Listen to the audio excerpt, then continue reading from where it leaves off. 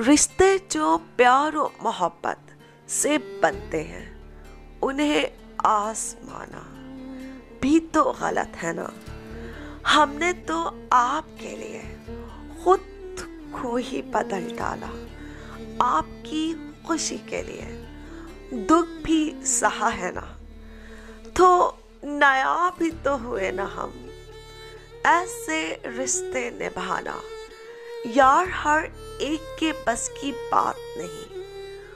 कोई एक खास, हाँ कोई एक खास ही तो होता है ना, जो पलकों में बसता है, क्योंकि दिल में तो बस हर किसी को बसाया नहीं करते।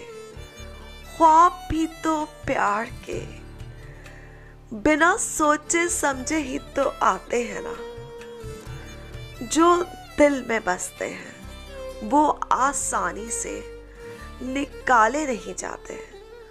और हमने